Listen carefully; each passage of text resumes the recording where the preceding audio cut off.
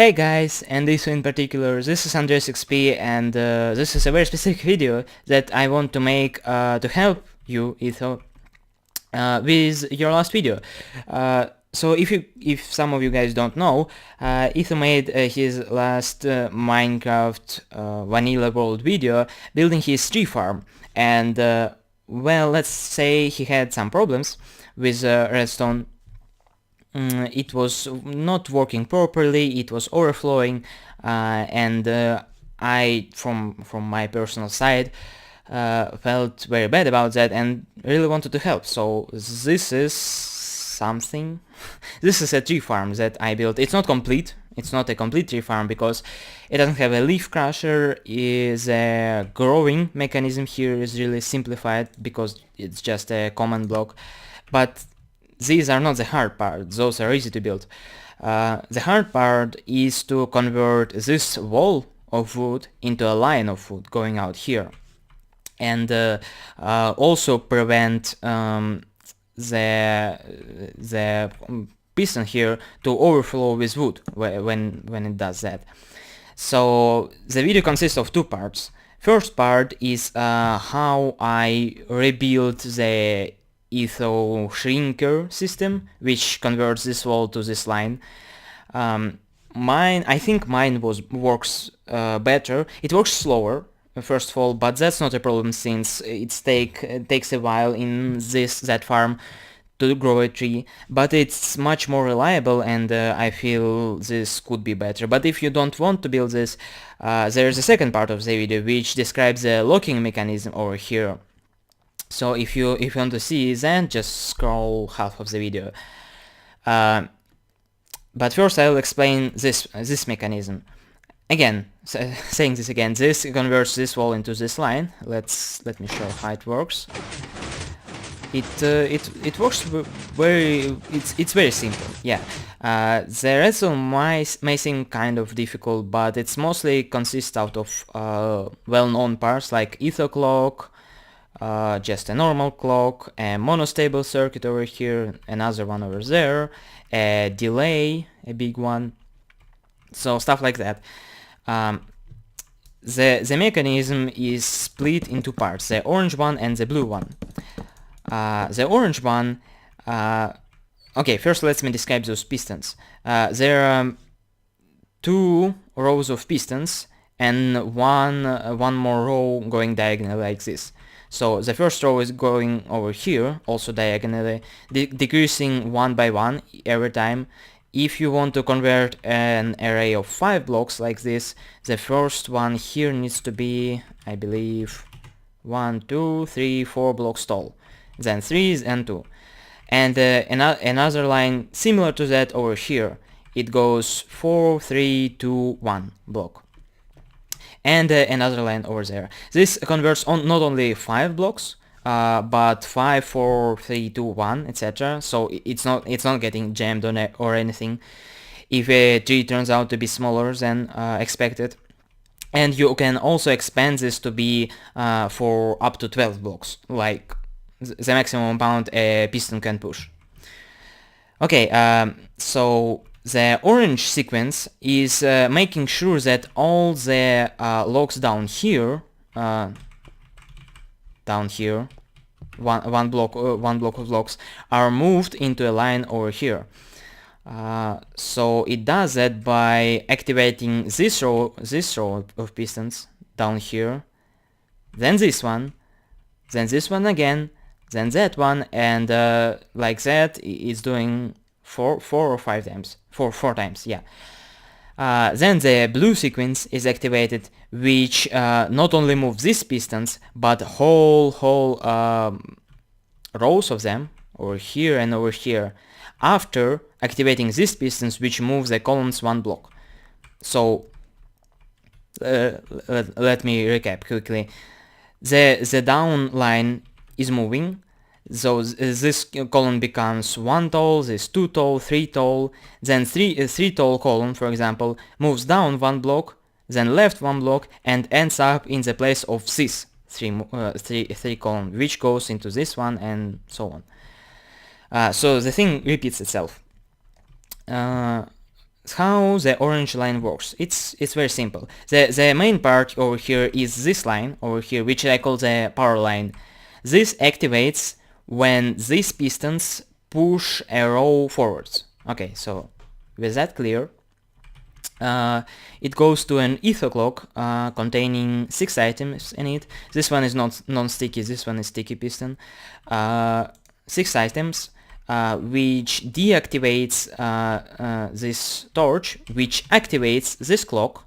This clock with the timing runs 4 times, activating this monostable circuit 4 times, giving 4 pulses to this row, which activates these torches, which activates those pistons. So that is pretty straightforward, I would say.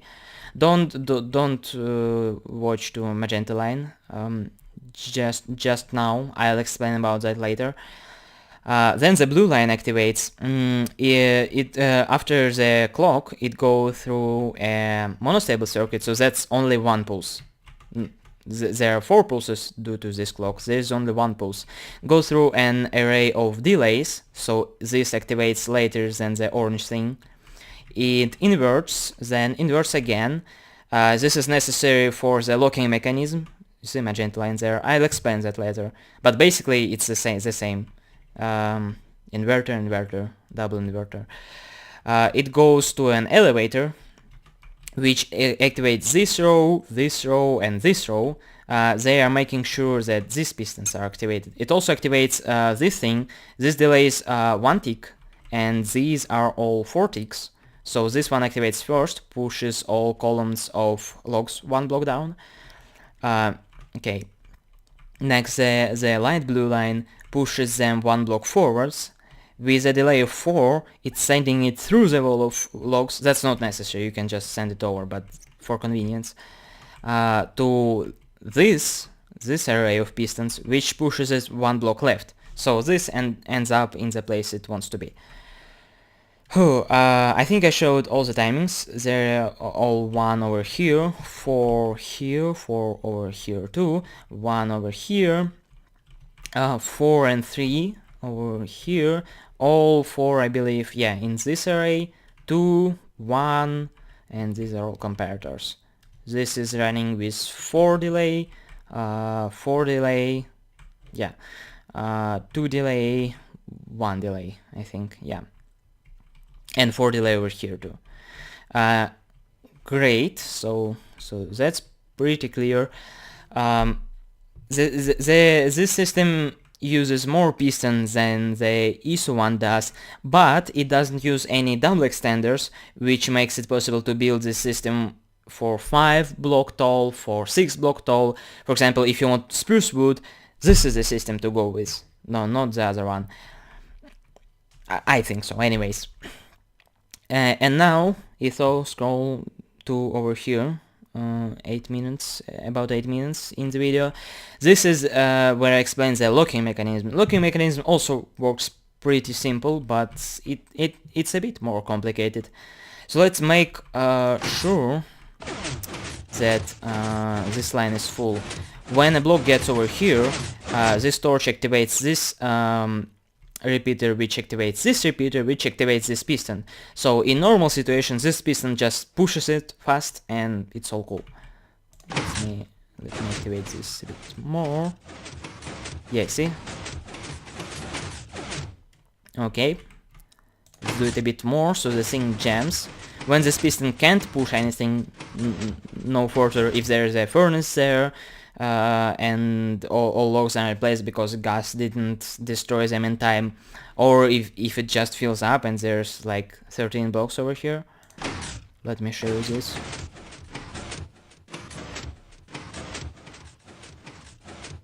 Okay, great. Yeah, see, it filled up and the system stops. The system stops because this magenta line activates and simultaneously this part of the magenta line deactivates. This one is very, very important, but I'll explain about that in closer to the ending. First one, this one ensures that the system locks. So it sends a redstone pulse to the orange mechanism, which locks all these pistons from pushing. Also, it sends the redstone line to this one. Remember the double inverter? This is why it's important. It sends the redstone signal here, so this redstone torch never activates and never pushes all these pistons. So the thing is locked. Great. How it works, actually, it's very important. So it needs this line needs to be activated only when this block was here for a long time. And what I mean by a long time is if it just pushes here and then the piston pushes it over there, then it was here for a short time. And this part over here ensures it makes the difference between short periods of time of activation and long periods of time of activation. It's pretty simple. No pistons, even a comparator, and just some other stuff. When this line activates, it also sets up this update clock, which basically updates this piston and also powers it. So in case the block breaks over here, this piston is updated and pushes everything like needed. Now, what happens if this block is moved out of the way? From which point do we continue working on this machine? We lose the point at which we were. Maybe we pushed only 3 blocks here, maybe we were in the process of pushing everything down 1 block. This system is designed in that way so it can activate from the beginning and it will not wreck it. So if you stop in the middle, you can just activate it from the beginning and it will fix itself. This line, it makes sure it does. This torch goes to this line. This is deactivated right now because the system is locked. When the torch activates, it activates this line. This is a monostable circuit, so it sends a pulse, and a pulse is going to this power line. So it's basically like a new part was moved and this whole sequence is activating again. Let me show you this. Let's first remove a bunch of blocks, so this goes a full cycle.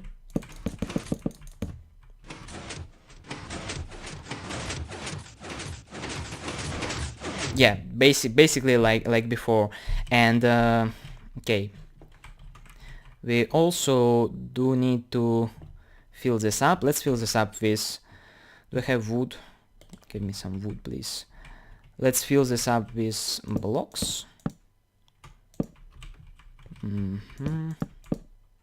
Okay, this doesn't need to be filled up because this one will push.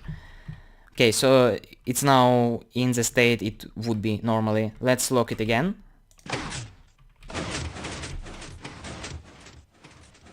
Okay, it locked, this activates, this is all powered, this is powered. Great. And now let's do it ghast style, because ghasts only remove 1 or 2 blocks, or maybe 3 sometimes. So let's remove just 1. The system starts, then it jumps again, this locking mechanism activates again, and this locks again. So it works just like intended. Very good working. We can remove 2 blocks over here if you want. Works just as intended. Now there is some stuff you need to do before this thing, the thing works perfect and amazing, that I didn't do because I simplified my tree building style, tree building thing.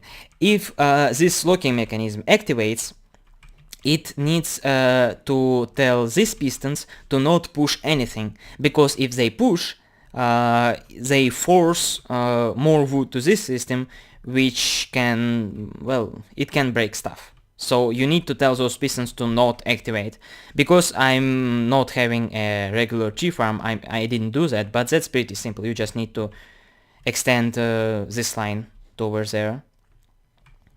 I'm sure you understand. Okay, so that's about it.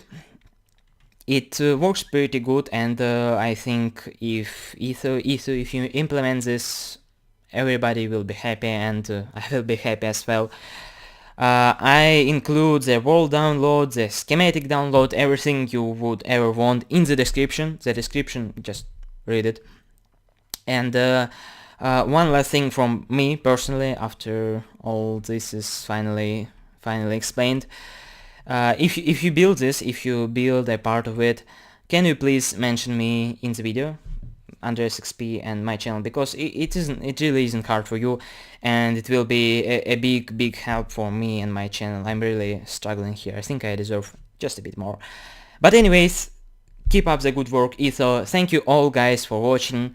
Be sure to take this system in whatever tree farm you want if you watch this like 2 years later. Thank you for watching again. That was andreasxp. Like the video if you liked it, and I will see you in the next one. Thank you for watching. Bye bye.